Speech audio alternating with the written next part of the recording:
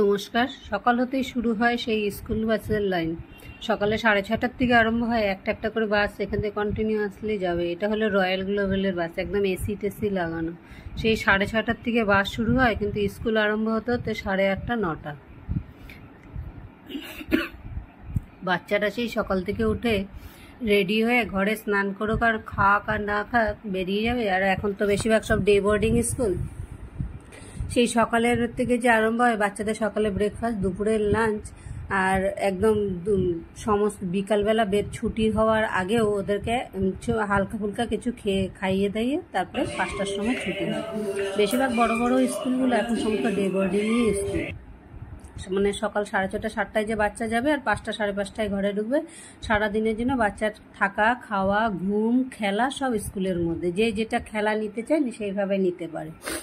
যাকে এখন সকালের ওগুলো সমস্ত দেখে এসে জলখাবারে আলুর পরোটা করে খেয়ে নিলাম। খেয়ে দিয়ে এসে এবার রান্নাঘরে চলে আসলাম। রান্নায় খাবার মানুষ আমি, সেই জন্য আর কোনো কিছু কোনো আলুর পরোটা করেছিলাম, সেই আলুর পুর রয়েছে।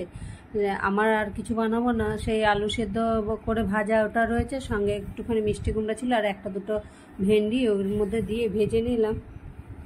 নিয়ে সমস্ত ধুয়ে টুয়ে পরিষ্কার করে নিয়ে এবার দুপুরের রান্না যেহেতু ঝামেলা নেই, রান্নাঘরের কাজকর্ম সমস্ত সেরে নিয়ে তবে স্নানে যাবো। গিয়ে স্নান করে পূজা দিয়ে এসে অনেক কাজ রয়েছে অফিসের, ওগুলো নিয়ে বসবো। সেই জন্য তাড়াতাড়ি করে সমস্ত রান্নাঘরের কাজকর্মগুলোকে সেরে নিচ্ছি।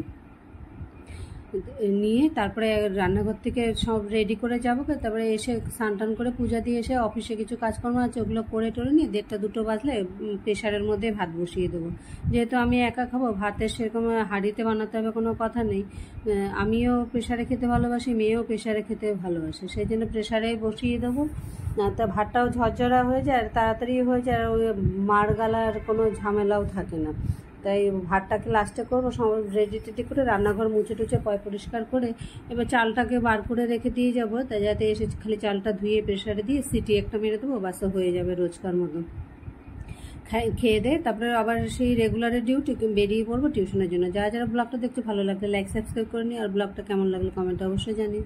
ওগুলো রান্নাঘরে সমস্ত পরিষ্কার করে টাক মুছে বাসনপত্র ধুয়ে সব রেডি করে চলে গেলাম। এবার স্নান করে এসে খালি প্রেশারে একটা সিটি দেবো, দিয়ে রেখে আধা ঘন্টা পরে খেতে বসে শশা নিয়ে নিলাম, কাঁচা লঙ্কা, নুন, ভেন্ডি ভাজা, কুমড়ো ভাজা, আলু সিদ্ধা, সঙ্গে একটু আমার নিজের ঘরে বানানো ঘি ছিল, সেটা দিয়ে খেয়ে নেবো, হয়ে যাবে। আর রাত্রেবেলা মেয়ে আসলে দেখি কি বানাই, সেটা হালকা ফুলকা একটা কিছু বানিয়ে নেবো, আমাদের মা মেয়ে হয়ে যাবে। রোজকার মতো ব্লগটা এখানে শেষ করছি। বেরিয়ে পড়লাম খেয়ে দিয়ে সেই টিউশনের জন্য। আবার দেখা হবে পরে একটা ব্লগে। সবাই ভালো থাকবে, সুস্থ থাকবে, সাবধান থাকবে। আমার আসল ব্লগের তরফ থেকে সবাইকে অনেক অনেক ধন্যবাদ। এখন বাজে বিকেল 5টার মতো, এখন সমস্ত চারদিকে আলো, এখন সন্ধ্যা হতে হতে 6:30। তো আজকের মতো ব্লগটা এখানেই শেষ করছি। আবার দেখা হবে পরের আরেকটি ব্লগে।